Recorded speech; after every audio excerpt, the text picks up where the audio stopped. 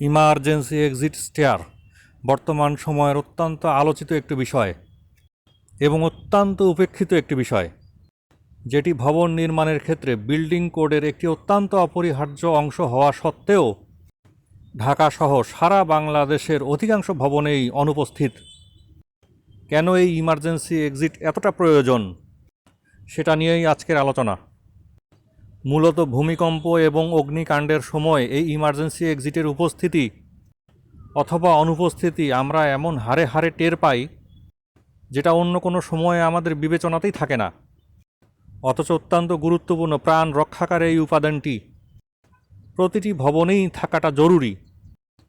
অগ্নিকাণ্ড, ভূমিকম্প অথবা অন্য কোনো বিপদের সময় আমরা লিফট ব্যবহার করতে পারি না, মেকানিক্যাল কম্পোনেন্ট যা ইমার্জেন্সির সময় ব্যবহার করা যায় না।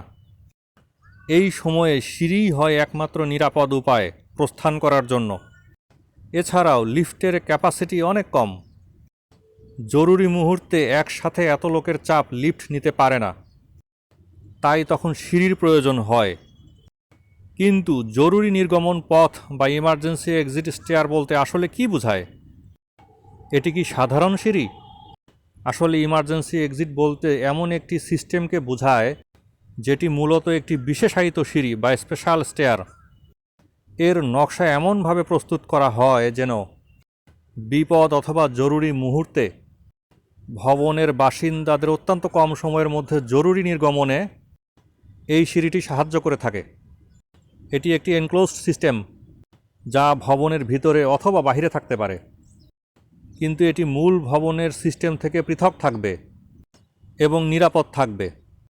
কিছু কমন এক্সিট এবং এন্ট্রি পয়েন্টের মাধ্যমে এটি মূল ভবনের সাথে সংযুক্ত থাকবে এমনভাবে যেন বিপদের সময় মানুষ সহজেই অ্যাক্সেস করতে পারে এবং অল্প সময়ে একসাথে অনেক মানুষের লোড নিতে সে সক্ষম।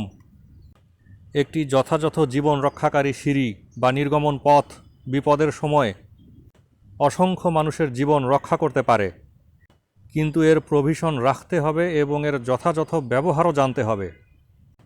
যথাযথ সিম্বল ব্যবহার করতে হবে। বিপদের সময় এমনিতেই আমাদের স্বাভাবিক বুদ্ধিমত্তা লোপ পায়। হিতাহিত জ্ঞানশূন্য হয়ে আমরা এদিক সেদিক ছুটাছুটি করতে থাকি। তাই জরুরি নির্গমন পথের সিম্বলটা এমন হতে হবে যেন খুব সহজেই তা চোখে পড়ে এবং মানুষ বিভ্রান্ত না হয়। অর্থাৎ সিঁড়িগুলো সহজে দৃশ্যমান এবং প্রবেশযোগ্য হতে হবে। Easily seen and easily accessible. প্রয়োজনের সময় কোনো প্রতিবন্ধকতা ছাড়াই খুব দ্রুত সময়ে সেখানে পৌঁছানো যেন সম্ভব হয়। সিঁড়িটির এক্সিট বা আউটলেট গ্রাউন্ড লেভেল বা এক্সিট প্যাসেজ ওয়েতে নিয়ে যেতে হবে, যেখানে গিয়ে মানুষ নিরাপদে বের হয়ে যেতে পারে।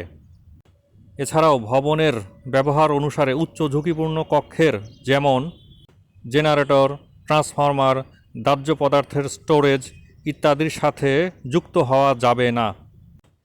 অর্থাৎ আগুন এবং বিপদ থেকে সে সম্পূর্ণ পৃথক থাকবে। এবার আসুন ফ্যাক্টে।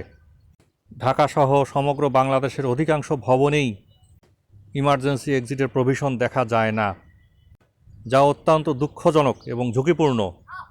বিশেষ করে ঢাকার মতো একটি জনবহুল মেগা সিটিতে, যেখানে ভবনে অগ্নিকাণ্ড একটি অহরহ বিষয়, হর হামেশাই অগ্নি দুর্ঘটনা ঘটে থাকে, এবং একটি ভূমিকম্পপ্রবণ শহর, সেখানে রেসিডেন্সিয়াল ভবনে বসবাসকারী এবং কমার্শিয়াল বিল্ডিংয়ের শ্রমিক কর্মচারীরা নিরাপদে ভবন থেকে বের হয়ে যাওয়ার মতো পথ খুঁজে পায় না।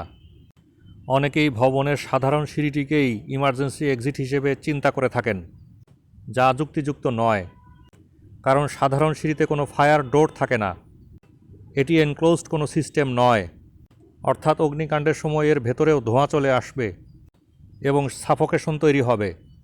তাই নিরাপদ ভবন ডিজাইনের জন্য অত্যন্ত দক্ষ প্রকৌশলীর হাতের ছোঁয়া প্রয়োজন। এভাবে অনুসরণ করে ভবন নির্মাণ করা হলে এই ধরনের বিপদ থেকে মুক্ত থাকা যায় এবং নিরাপদে ভবনে বসবাস করা যায়। তাই দক্ষ প্রকৌশলী এবং সার্টিফাইড ফার্মের মাধ্যমে আপনার ভবনের নকশা প্রস্তুত করান। নিজে বাঁচুন, অন্যকেও বাঁচান।